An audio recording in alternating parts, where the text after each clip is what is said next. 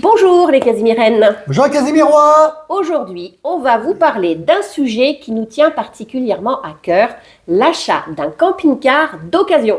Si vous nous suivez depuis longtemps, vous savez que nous avons nous-mêmes vécu cette expérience à plusieurs reprises avec ses joies et ses défis.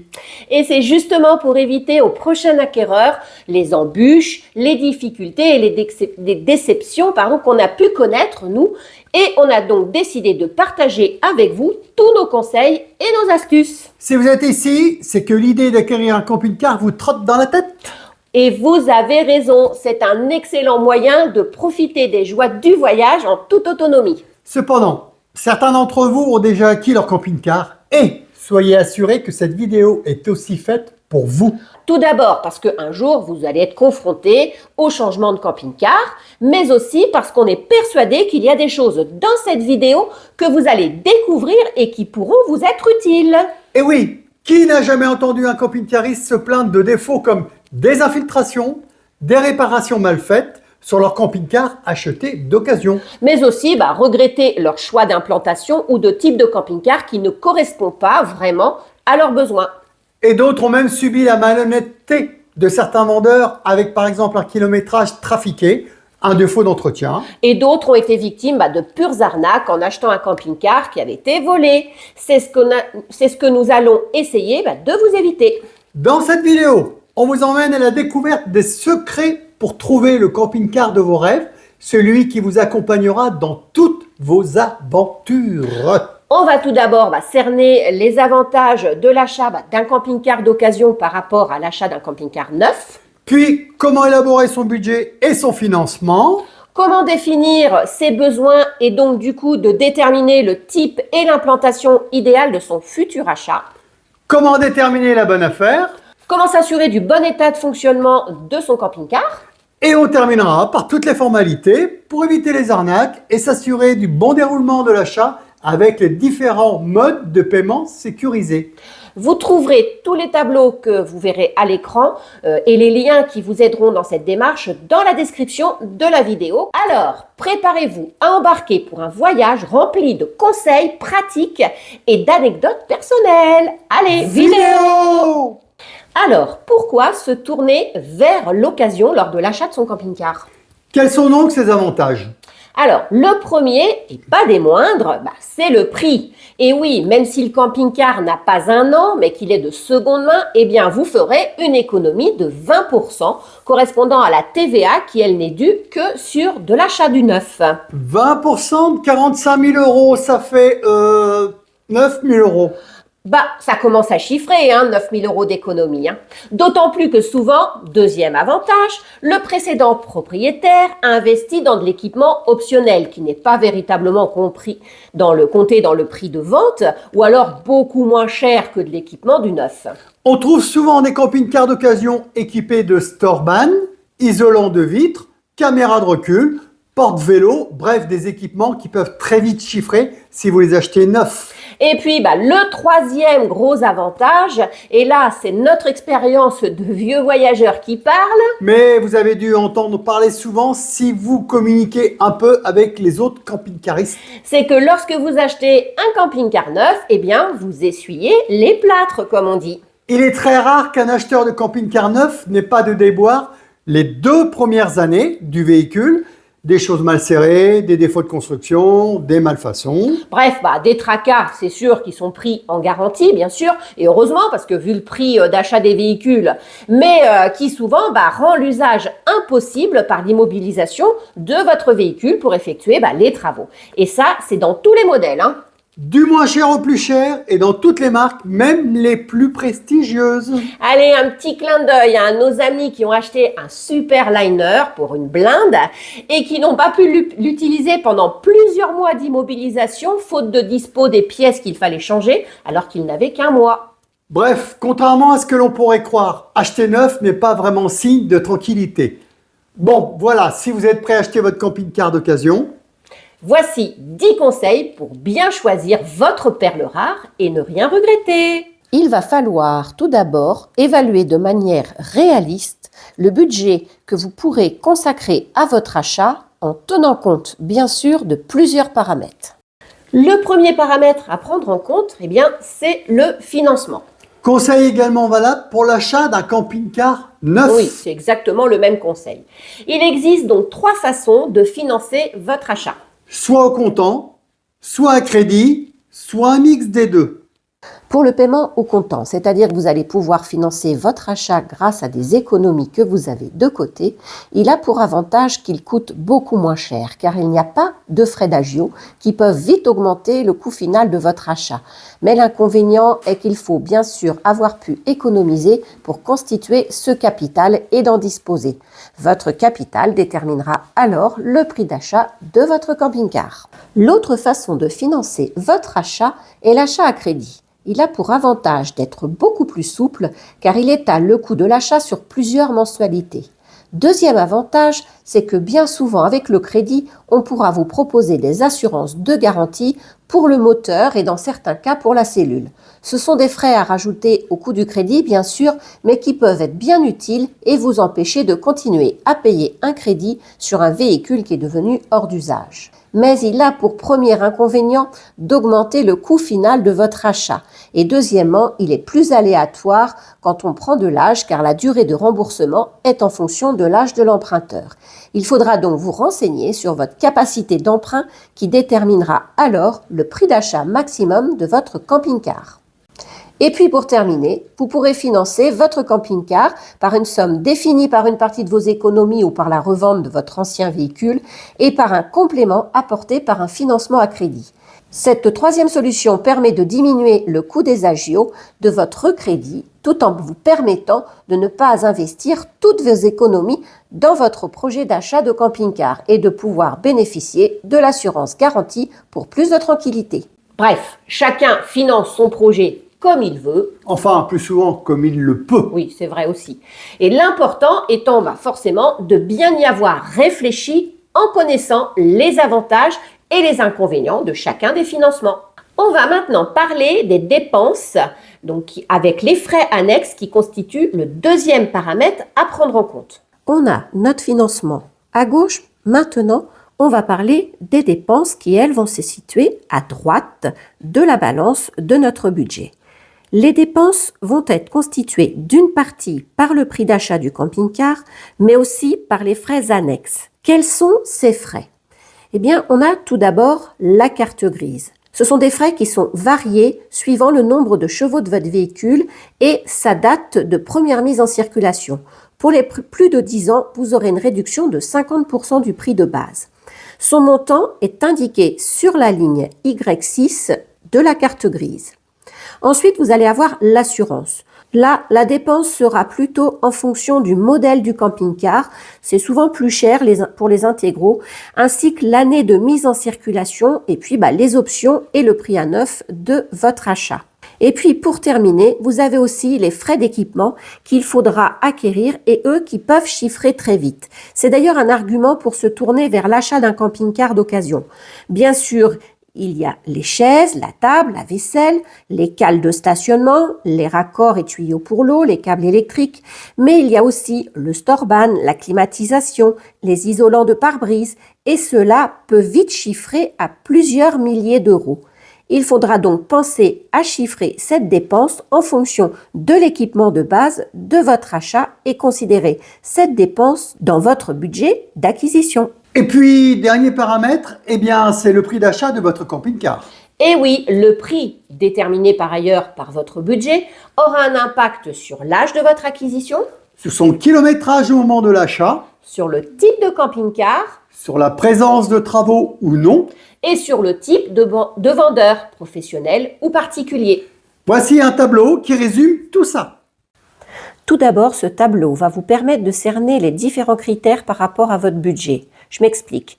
Si mon budget est de moins de 20 000 euros, ce sera sûrement un véhicule de plus de 20 ans, avec plus de 150 000 km et plutôt un modèle Capucine, avec travaux et par l'intermédiaire d'un particulier. Par contre, si mon budget est compris entre 35 et 45 000 euros, là, ce sera sûrement un véhicule de plus de 7 ans, avec au moins 80 000 km au compteur. Par contre, tout type de camping-car avec très peu de travaux. Et le choix du type de vendeur, particulier ou professionnel. Après, ce tableau est une base et n'est pas forcément complètement exact. Et certains des critères peuvent se trouver sur la ligne du dessus ou du dessous. Par exemple, mon budget est de 34 000 euros. Il pourrait avoir plus de 10 ans, mais plus de 150 000 km au compteur et de type intégral avec des travaux. Rien n'est figé complètement, mais cela vous donne des indications pour votre recherche.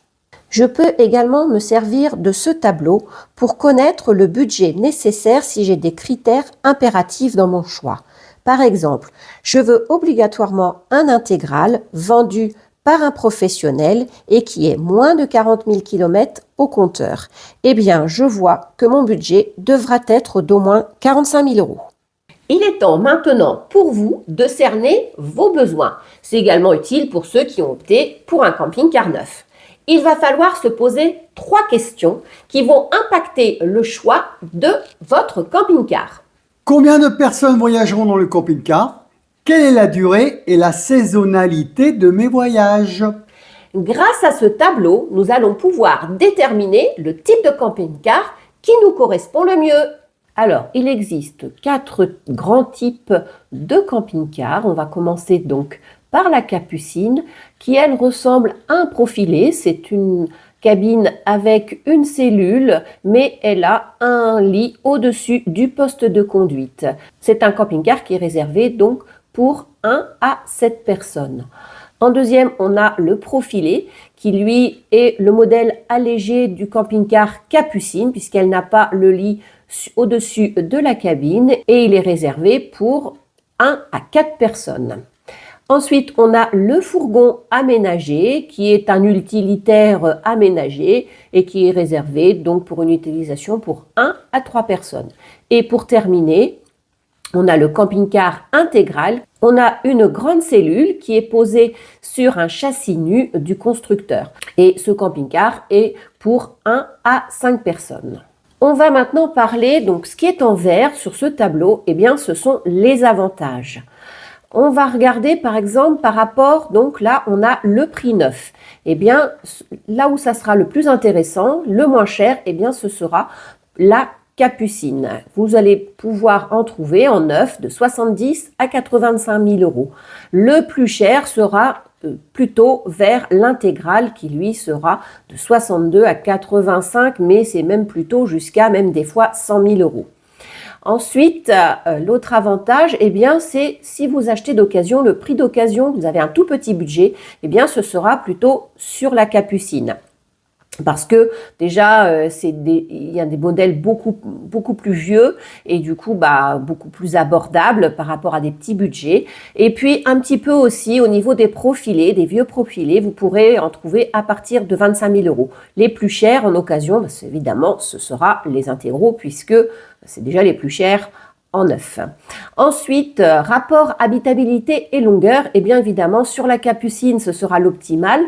Un rapport optimal puisque vous voyez que on a un lit qui est au-dessus de la cabine, donc du coup ça fait un grand espace de vie.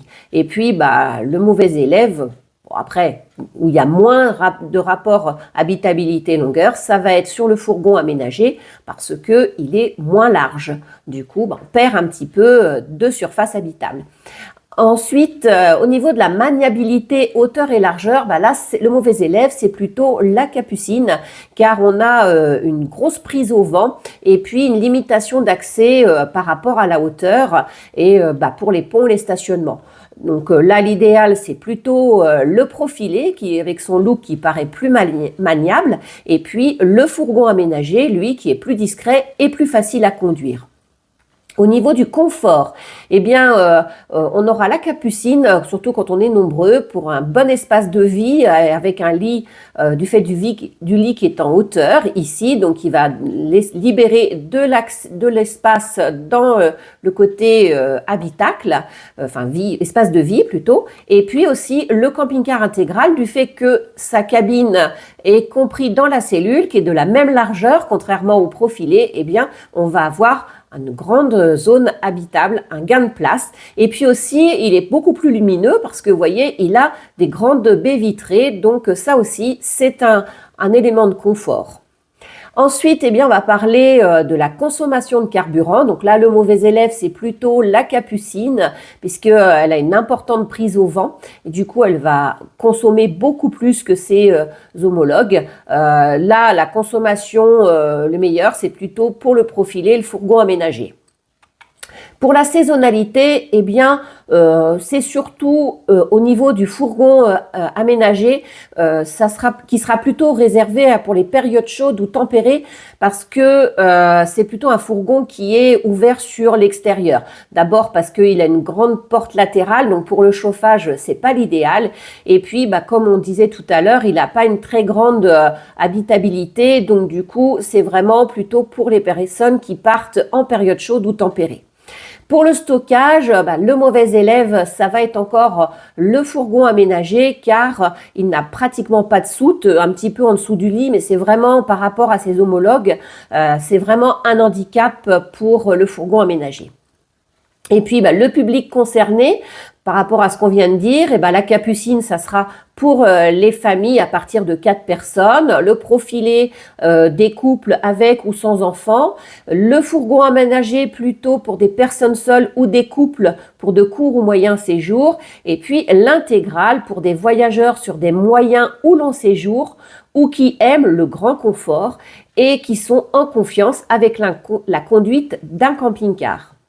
Bon, maintenant que nous avons déterminé le type de camping-car qui correspond à nos besoins, on va parler maintenant des aménagements intérieurs, c'est-à-dire des différents types de lits, de salons, de salles de bain et de cuisine. Le plus important à notre avis, c'est le lit. Le reste est plus accessoire. Oui, c'est vrai. Pour les lits, vous allez avoir des lits fixes et des lits que vous devrez mettre en place en mode nuit. Pour les lits fixes, vous allez trouver le lit central qui se trouve à l'arrière du camping-car, c'est comme à la maison. Son inconvénient, c'est que ça prend beaucoup de place dans l'aménagement et du coup, ça a tendance à rallonger la longueur du camping-car. Ils sont souvent présents dans des camping-cars d'au moins 7 mètres. Le lit à la française, lui aussi, se trouve à l'arrière du camping-car, mais décalé sur le côté, ce qui le rend plus compact, mais évidemment moins large, en général 1,35 m, et moins long du côté de l'angle cassé. Donc, pas recommandé pour les personnes de grande taille. Les lits jumeaux sont également situés à l'arrière du camping-car, permettent d'avoir plus d'intimité, soit pour des personnes qui ne sont pas en couple, pour des jeunes adultes ou des ados, mais aussi pour des couples qui souhaitent dormir sans être dérangés par leur partenaire. Ils ont pour avantage de pouvoir se réunir grâce à des coussins supplémentaires au milieu pour faire un grand lit king size de toute la largeur du camping-car. On les trouve également dans des camping-cars à partir de 6,90 m, 7 mètres. Le lit transversal se situe à l'arrière du camping-car, mais dans sa largeur. Son accès est plus contraignant car souvent en hauteur et nécessite de passer par-dessus la première personne pour accéder à l'autre côté du lit. Par contre, il permet de raccourcir la longueur du camping-car et est idéal pour une personne seule. Les lits superposés sont idéaux pour les enfants et permettent un gain de place, mais souvent ils empiètent sur la grandeur de la soute lorsqu'ils sont à l'arrière du camping-car. Le lit du haut est plus difficile d'accès et ils peuvent également se situer sur le côté. Et pour terminer, le lit capucine qui se situe, lui, à l'avant du camping-car, sur le poste de conduite, permet un couchage pour 2 personnes avec un gain de place sur l'espace de vie. Mais du fait de sa hauteur, son accès est un petit peu contraignant. Pour les lits à mettre en place en mode nuit, vous trouverez les lits dinettes qui se forment en transformant le salon en couchage grâce aux banquettes et à la table. Il est idéal pour des couchettes secondaires, mais beaucoup moins confortable au niveau literie. Et en plus, il a tendance à empiéter l'espace de vie en mode nuit. Et très souvent, c'est fastidieux car ça nécessite un temps d'installation chaque nuit. Les lits pavillons ou escamotables qui se situent à l'avant du camping-car permettent un couchage de 2 personnes avec un gain de place sur l'espace de vie en journée. Ils nécessitent également une installation un peu moins fastidieuse que le lit dinette, mais il empiète également sur l'espace de vie en mode nuit, surtout pour le lit escamotable. Nous allons maintenant aborder les différents types de salons avec leurs avantages et leurs inconvénients. Le salon face à face, la tendance actuelle. permet une plus grande convivialité, mais rallonge souvent la longueur du camping-car. Le salon face à la route. Il est constitué d'une banquette face à la route et des sièges conducteurs et passagers qui pivotent, ce qui engendre un gain de place, mais qui diminue à 4 personnes le nombre de places assises autour de la table. Le salon en U à l'arrière forme un véritable salon comme à la maison et permet de recevoir 6 convives largement, mais a pour inconvénient de supprimer le lit fixe à l'arrière du camping-car. C'est vrai, c'est vraiment un inconvénient, moi je trouve, de ne pas avoir de lit fixe. Pour les sanitaires, il existe 2 aménagements possibles. Soit le tout en un, c'est-à-dire douche, lavabo et WC dans le même espace, ce qui permet un gain de place, mais diminue le confort et l'intimité. Soit 2 espaces séparés, douche d'un côté et WC et lavabo de l'autre. C'est beaucoup plus confortable, mais cet aménagement, évidemment, rallonge la longueur du camping-car. Nous, on a opté pour cette 2e formule, car franchement, quand on y passe beaucoup de temps dans le camping-car, avoir son toilette séparée de la douche, c'est quand même beaucoup confortable. Plus confortable. C'est plus confortable. Et pour terminer, les différentes implantations de cuisine sont en L, qui permet d'avoir un peu plus de plan de travail sans augmenter la longueur du camping-car, mais coupe un petit peu l'espace de passage. Oui, c'est vrai que ça empiète sur le couloir, on va dire. Et l'autre implantation, c'est en long, et ce qui ne réduit pas donc l'espace de passage, mais qui peut rallonger la longueur du camping-car si on veut la même taille de plan de travail en fin de compte. Ouais. Nous, on a eu les 2, la cuisine en L dans notre ancien pilote. C'est vrai que c'était pratique, on avait un grand casserolier sur le milieu, un peu plus de plan de travail, mais on avait un lit à la française. Donc, comme on a voulu garder la même longueur de camping-car, mais avoir des lits jumeaux, il a fallu se résoudre à avoir une cuisine en long. Voilà. Mais bon, ça le fait très bien. On se plaît bien comme ça. Exactement.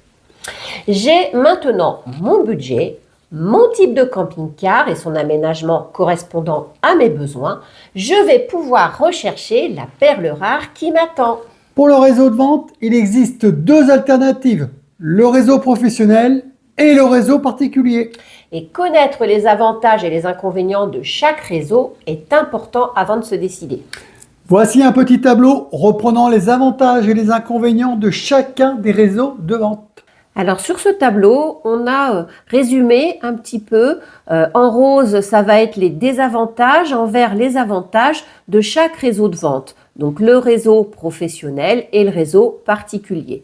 Donc les avantages du réseau professionnel, le premier c'est l'administratif. Les formalités administratives vont tout être effectuées pratiquement par le professionnel. Vous allez vraiment pratiquement pas avoir de formalités à remplir. Pour le financement, l'aide au financement va être faite par l'apport d'une proposition de crédit et c'est le professionnel qui va s'occuper de toutes les démarches. Vous n'aurez juste que les papiers à fournir et les documents à remplir, mais c'est lui qui va s'occuper de tout. Contrairement aux particuliers où là, il n'y a pas d'aide au financement. Ensuite, au niveau de la reprise, là, vous allez aussi pouvoir lier la reprise de votre ancien véhicule avec l'achat du nouveau camping-car. Ça se fera simultanément. Du coup, pas de risque de se retrouver comme avec un particulier, quelques mois, ou des fois même une année sans camping-car parce que vous avez vendu votre camping-car et vous n'avez pas encore retrouvé un nouveau camping-car à acheter. Au niveau des conseils, forcément, là c'est un gros avantage également. Le professionnel sera plus à même de vous conseiller dans votre choix puisqu'il a plusieurs véhicules à vous proposer. Donc il ne va pas essayer de vous caser le seul qu'il a.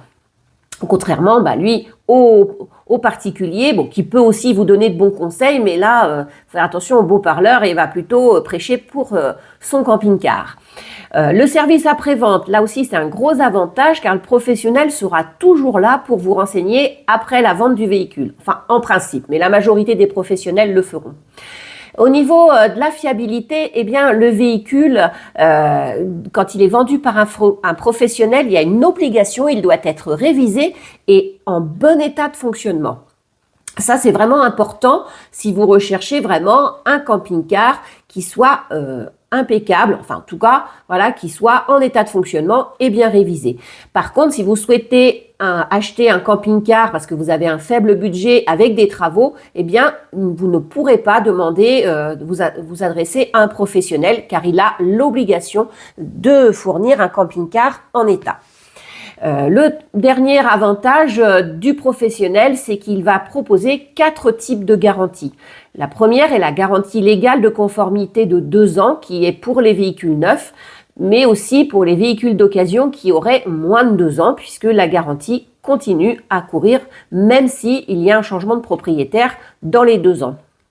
La deuxième, c'est la garantie vice caché. Alors, la garantie vice caché, là, est aussi proposée, est aussi imputable aux particuliers. Cette garantie vice caché, c'est un vice qui n'aurait pas été donc dénoncé lors de la vente, c'est-à-dire qu'il n'a pas été déclaré existant et qui ne se voyait pas et qui se déclare par la suite.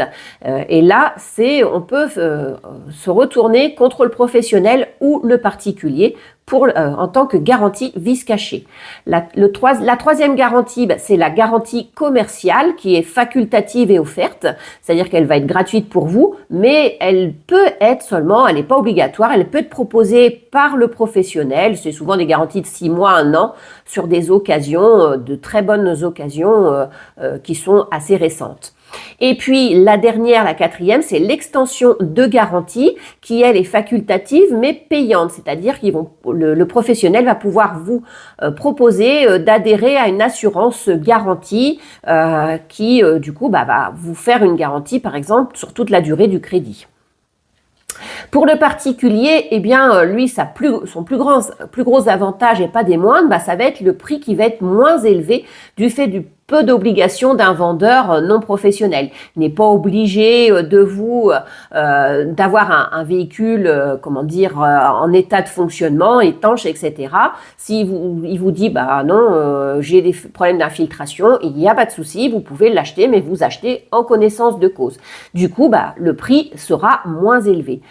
Deuxièmement, la marge de négociation, évidemment, est beaucoup plus importante chez un particulier que chez un professionnel, car il traite en direct. Et puis en plus, il n'y a pas le pourcentage que prend le professionnel, sa marge commerciale. Le troisième avantage, c'est que le choix est beaucoup plus important en termes de fourchette de prix. Vous allez pouvoir avoir un camping-car ça va démarrer de 10 000 à 100 000 euros. Alors que pour un professionnel, eh bien, si vous avez un budget inférieur à 35 000 euros, ça va être très compliqué de vous adresser au réseau professionnel. Le quatrième avantage pour le particulier, eh bien, c'est que vous pourrez tomber sur une personne qui arrête la pratique du camping-car, un particulier qui cesse cette activité et récupérer des équipements amovibles telles tables, chaises, etc., rallonges électriques, tuyaux, qui vous donnera à faible coût ou même gratuitement. Alors que chez le professionnel, il est très rare de récupérer ce genre d'équipement, car quand ils reprennent le camping-car, ils disent souvent aux particuliers, l'ancien propriétaire, de conserver tous ces équipements. Voilà. Et puis, pour parler des garanties, eh bien, là, on n'a que 2 garanties. C'est la garantie vice caché que je vous expliquais tout à l'heure. Et puis, éventuellement, vous pouvez quand même bénéficier d'une extension de garantie que vous pouvez contracter directement auprès de l'assureur. Pas par le particulier, mais vous pouvez faire, vous, la démarche lorsque vous achetez un camping-car. Allez, maintenant, place à l'action. Vous avez défini votre budget, cerné vos besoins et exigences. C'est-à-dire l'année de la première mise en circulation de votre camping-car, le kilométrage, le type de camping-car que vous souhaitez, l'aménagement idéal intérieur pour vos habitudes de vie et pour finir, le réseau préféré. Vous allez pouvoir vous mettre à la recherche de votre camping-car idéal et de traquer la bonne affaire. Le premier conseil, eh bien, ça va être de visiter les concessionnaires auprès de chez vous. Cela va vous permettre de voir toute la théorie dont on vient de vous parler. Les différents types de camping-cars, les implantations, les espaces de vie, voir si vous pouvez grimper dans le lit qui est en hauteur. Bref, c'est le meilleur moment car votre projet va se concrétiser. Cela va aussi vous permettre de vous rendre compte du marché de l'occasion du moment, les modèles les plus disponibles, les prix pratiqués, etc. Et pourquoi pas, si l'achat par l'intermédiaire d'un professionnel fait partie de vos options, de demander conseil au vendeur avec vos critères de recherche et lui laisser éventuellement vos coordonnées si jamais il rentrait dans l'avenir une nouvelle occasion qui pourrait correspondre à vos exigences. Deuxième conseil, consultez les sites internet des concessionnaires pour élargir géographiquement votre recherche. Voici quelques pistes. Bon, je vous mets les liens dans la description de la vidéo, ne vous inquiétez pas. Le premier site est le site Libertium, où là, vous allez trouver les filtres sur le côté gauche.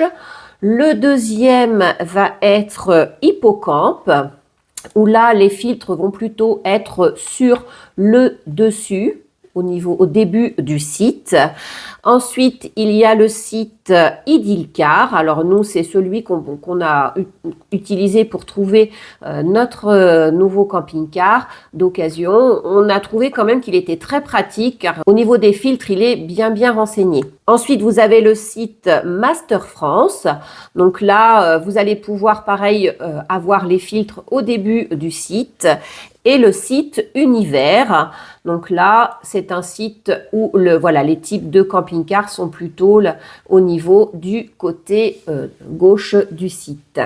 Gros avantage avec ces sites, c'est qu'il y a la possibilité donc de mettre des filtres pour affiner votre recherche, d'où l'utilité d'avoir cerné votre budget, l'année maximum du camping-car, le kilométrage et le type de camping-car.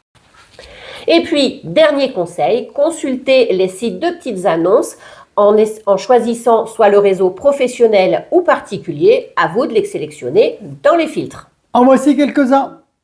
Alors, les deux premiers dont on va vous parler sont des sites plutôt assez généralistes, comme là, vous voyez le site paruvendu.fr.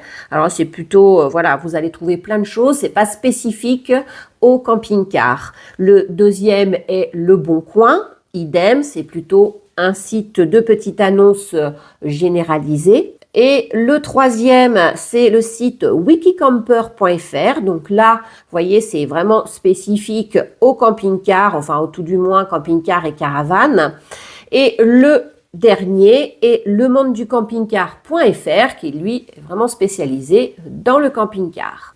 Mais attention, si vous trouvez votre perle rare ou l'affaire du siècle, prenez rendez-vous rapidement pour une visite et un essai, car une excellente affaire ne reste jamais en ligne longtemps. D'où l'intérêt d'avoir ficelé votre projet en amont pour gagner un temps très précieux. Alors, une annonce a retenu toute votre attention ou alors vous avez flashé sur un camping-car en expo dans la concession près de chez vous? Pas de panique, il reste encore quelques conseils avant de vous lancer sur les routes avec votre futur camping-car. Tout d'abord, vérifiez la cohérence du prix par rapport à ses caractéristiques. Il serait bête de le payer beaucoup plus cher. Pour cela, voici notre conseil. Vous pourrez tout d'abord consulter la cote officielle pour vous donner une idée du prix correct du véhicule d'occasion que vous avez repéré. Mais attention, contrairement aux voitures, cette cote est une simple base. Et elle sera influencée à la hausse en fonction de l'offre et de la demande. La rareté d'un modèle la fera grimper, mais aussi en fonction des équipements optionnels qui auront été installés après l'achat à neuf. D'autre part, bien évidemment, s'il s'agit d'un professionnel, l'engagement et la garantie proposée par ce professionnel fait aussi grimper la cote.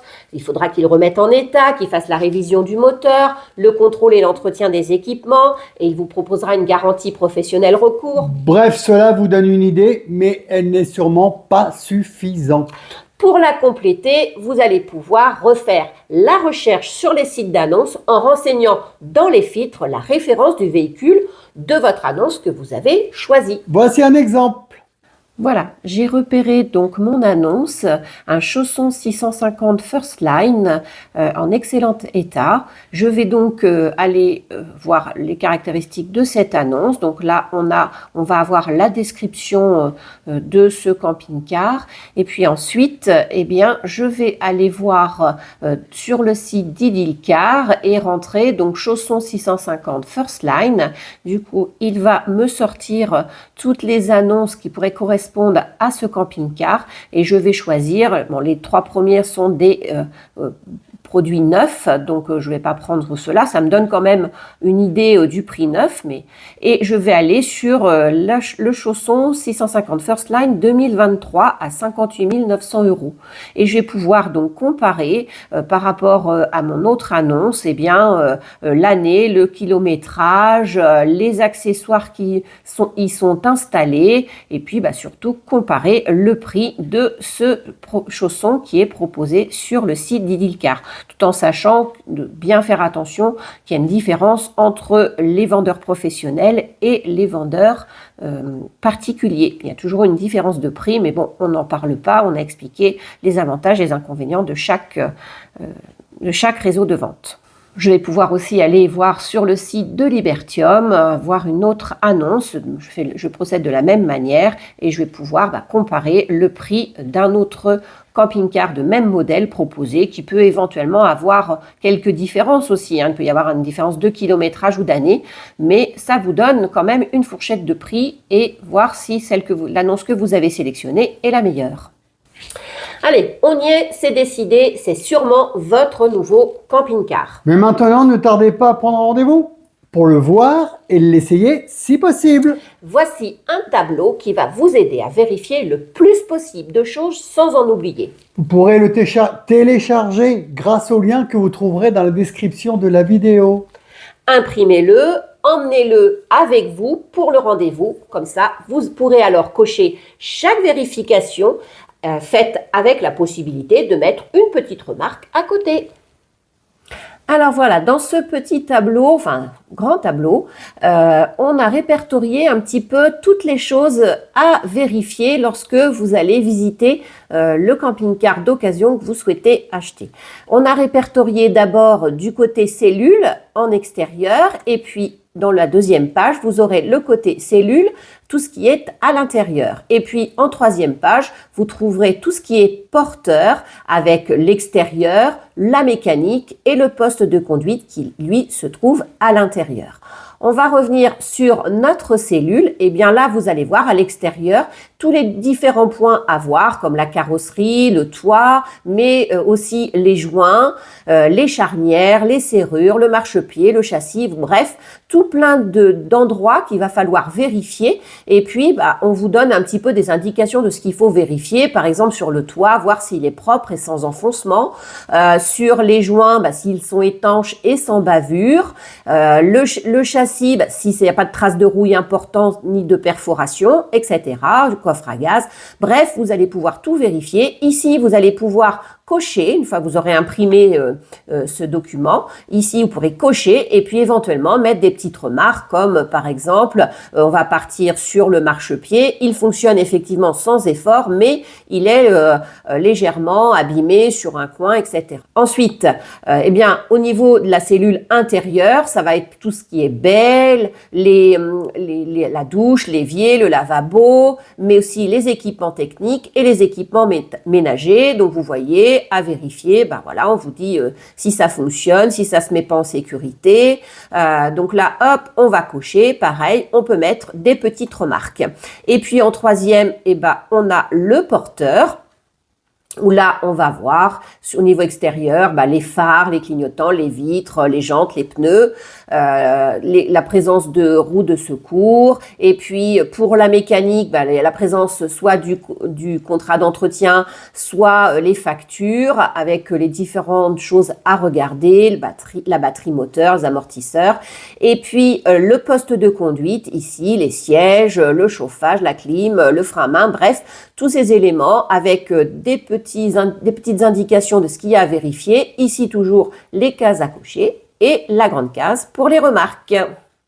Bon, on ne rêve pas, on est en présence d'un camping-car d'occasion, qui a plus ou moins vécu. Et qui a sûrement quelques rides. Mais ce check-up va vous permettre de vous rassurer, de négocier le prix. Ou de fuir si la liste des anomalies est longue. Vite, vite.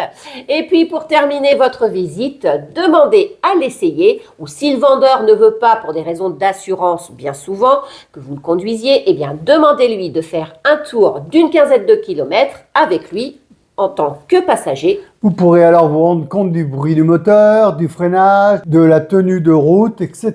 Voilà, ça permet de vérifier que tout fonctionne.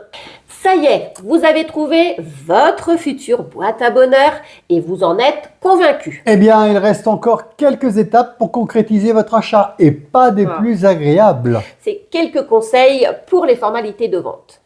La première des formalités est de demander le certificat Istovec. Alors ça, c'est vrai que c'est un certificat qu'on ne connaissait pas et qui est pourtant hyper intéressant. Il est basé sur les données du ministère de l'Intérieur, récupérées lors de précédentes ventes ou contrôles techniques du véhicule. Ce certificat permet de vérifier l'historique du véhicule, notamment l'exactitude de son kilométrage.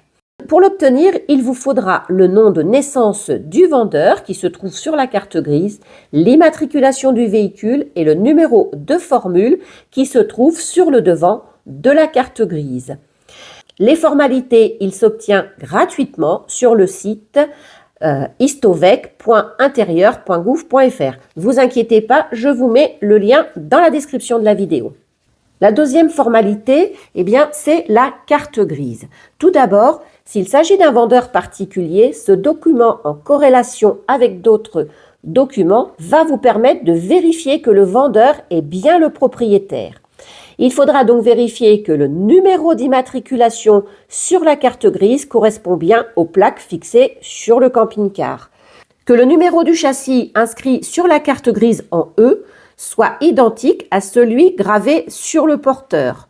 Vous pourrez le trouver sous le capot moteur, ou alors près du pare-brise, ou alors près de la porte côté conducteur. Et pour terminer, il faudra vérifier que l'adresse postale de la carte grise corresponde à celle d'un autre document comme la pièce d'identité, un passeport ou un permis de conduire du vendeur. Et si vous constatez des anomalies, fuyez. Pour une vente avec un professionnel ou un particulier, il faudra en plus vérifier que la carte grise du véhicule est bien immatriculée en catégorie VASP, qui veut dire véhicule automoteur spécialisé, et du coup qu'il est homologué pour rouler en France. Pour les formalités, si vous passez par un particulier pour faire le changement de propriétaire, il faudra effectuer une démarche par Internet sur le site ants.gouv.fr. Comptez une bonne semaine de délai pour recevoir votre nouvelle carte grise. Par contre, si vous passez par un professionnel, c'est lui qui s'occupe de cette formalité dans la plupart des cas et il faudra également attendre une bonne semaine pour recevoir votre nouvelle carte grise. La troisième formalité est le certificat de situation administrative. C'est ce qu'on appelle communément le certificat de non-gage. Ce document est gratuit et il sera à demander par le propriétaire pour vous garantir l'absence de gage. Il pourra le télécharger sur le site www.service-public.fr particulier vos droits. Je vous mets le lien de toute façon dans la description de la vidéo. La quatrième formalité est le certificat de cession. Que ce soit un professionnel ou un particulier, le vendeur doit vous fournir un certificat de cession prouvant le transfert de propriété du véhicule. La formalité à faire est que le vendeur peut le remplir et le télécharger par Internet sur le site servicepublic.fr. Je vous mets également le lien dans la description de la vidéo. La cinquième formalité est l'attestation de contrôle technique. Si le véhicule est âgé de plus de 4 ans, ce document papier doit dater de moins de 6 mois. Il est matérialisé sur le pare-brise par une pastille collée. Ce document permet d'identifier les défaillances susceptibles de porter atteinte à la sécurité des usagers, de la route et à l'environnement. Ce contrôle est réalisé dans les centres et par des contrôleurs techniques agréés par les préfets de département. Il doit être fait par le vendeur et à sa charge. Sixième formalité, le test annuel d'humidité. Il est préconisé de faire ce test tous les ans sur la cellule habitable afin de vérifier qu'aucune infiltration d'eau ne la détériore avec le temps. Ce test doit être effectué par un concessionnaire recommandé par la marque du véhicule. On vous expliquera pourquoi ça c'est important dans notre prochaine vidéo. Un certificat est alors remis au propriétaire et une vignette de rappel peut être collée sur le pare-brise. Mais de toute façon, on vous en dira plus sur ce test d'étanchéité dans une prochaine vidéo qui sera intitulée « Test d'humidité, utile ou arnaque ?» La septième formalité est le livret d'entretien du porteur. C'est un livret qui est fourni avec le véhicule lors de l'achat neuf. Et ce carnet donc indique les entretiens à suivre régulièrement avec les périodicités propres à chaque marque. C'est un bon moyen de voir le suivi de l'entretien du véhicule par les précédents propriétaires. Des factures peuvent aussi convenir si ce carnet a été égaré par les précédents propriétaires. La huitième formalité est le carnet des équipements. Il s'agit des modes d'emploi des différents équipements comme le réchaud, le réfrigérateur, la télévision, l'antenne satellite, le combiné de chauffage, bref, des équipements qui se trouvent à l'intérieur du camping-car et donc il est très intéressant d'avoir toujours ces modes d'emploi. Et on vous conseille de les conserver à portée de main dans votre camping-car, car ils pourraient vous servir pour rappel du mode de fonctionnement, si vous ne vous rappelez pas de ce que vous a dit le vendeur, ou en cas de dysfonctionnement. Ils peuvent aussi vous renseigner sur les entretiens à effectuer sur ces équipements et leur périodicité. Et puis pour terminer, la dernière formalité, la vignette critère. Bon, on va pas s'étendre sur le sujet parce que sinon on va y passer la fin de la journée dessus. Mais bon, si elle n'est pas présente, vous pourrez la commander sur le site certificatrair.gouv. Elle coûte 3,81 €, donc c'est pas non plus la mer à boire. Il faudra aussi penser à trouver une assurance pour votre nouveau camping-car et de l'assurer avant d'aller le chercher. Vous pourrez également du coup regarder notre vidéo sur le sujet des assurances. Ça pourrait vous être utile dans votre recherche. Je vous mets le lien ici en haut de la vidéo. Et maintenant, il ne reste plus qu'à payer pour rendre officiel votre achat et devenir le propriétaire d'un magnifique camping-car. Bah oui, il est magnifique puisque c'est vous qui l'avez choisi. Voici les différents modes de paiement possibles et vous en conviendrez d'un commun accord avec votre acheteur. Alors, dans ce tableau, on a répertorié les différents modes de paiement possibles avec ce qui est vert et ce qui est rose. Eh bien, ce n'est pas possible ou pas directement. On va partir sur le professionnel en premier. Donc là, vous allez pouvoir payer votre camping-car avec un prêt bancaire. Comme on a vu tout à l'heure, c'est lui qui va s'en occuper. Ou éventuellement, vous pouvez vous en occuper auprès de votre banque si vous voulez prendre un prêt par rapport à la banque. Mais lui va pouvoir directement s'occuper du prêt bancaire et vous n'aurez même pas le virement à faire. C'est lui qui s'occupe de tout. Vous pourrez aussi le payer par virement bancaire. À ce moment-là, c'est vous qui faites la manipulation. Avec le RIB du vendeur, eh bien, vous effectuerez le virement bancaire pour payer votre achat. Vous pourrez également le payer par chèque de banque. Donc là, il faudra le commander. C'est à vous de le faire au moins une semaine avant d'aller récupérer votre camping-car et il faudra le commander à votre banque. Ensuite, eh bien, on a pour le réseau particulier le prêt bancaire, oui, mais pas directement. Comme ici, vous avez la possibilité quand même de payer en prêt bancaire, mais c'est à vous de faire le nécessaire pour obtenir ce prêt bancaire. Et à ce moment-là, vous pourrez payer soit en virement bancaire, comme pour le professionnel, avec le RIB du vendeur, soit en chèque de banque, qu'il faudra pareil commander au moins une semaine avant à votre banque. Et puis, il y a un autre paiement qui ne peut pas être fait avec le professionnel, c'est le paiement sécurisé qui est réservé à certaines plateformes de petites annonces qui, eux, vont faire l'intermédiaire. Donc, vous allez payer à la plateforme de petite annonce qui, elle, reversera donc au propriétaire du camping-car que vous voulez acheter. Par contre, eh bien, le paiement en espèces, alors il est pratiquement impossible pour l'achat d'un camping-car car c'est réservé à des ventes d'un montant inférieur à 1000 euros. Donc, on trouve très rarement un camping-car avec un prix inférieur à 1000 euros. Voilà, c'est la fin de notre guide pour bien choisir votre camping-car d'occasion. Et on espère que tous ces conseils vous seront utiles dans votre recherche du compagnon de voyage idéal. N'oubliez pas, l'achat d'un camping-car d'occasion demande de la patience et de la vigilance. Mais le jeu en vaut vraiment la chandelle. Si vous avez aimé cette vidéo, n'oubliez pas de mettre le petit pouce qui nous fait chaud au cœur, de vous abonner et d'activer la cloche pour ne manquer aucune de nos prochains tutos, astuces et reportages qui paraîtront prochainement sur notre chaîne. Et en parlant de reportage, notre prochaine vidéo vous emmènera avec nous à la découverte de Faro, au Portugal, en camping-car. Vous verrez, cette ville est un véritable joyau et nous avons hâte de partager ce moment avec vous. Merci à tous de nous soutenir dans cette belle aventure qu'est notre chaîne. En attendant, nous vous souhaitons une excellente semaine pleine de découvertes et de moments de bonheur. Prenez soin de vous. Et à très bientôt pour de nouvelles aventures sur notre chaîne. Les Casimirs en vadrouille. Bye bye les Casimirennes. Et bye bye les Casimirois.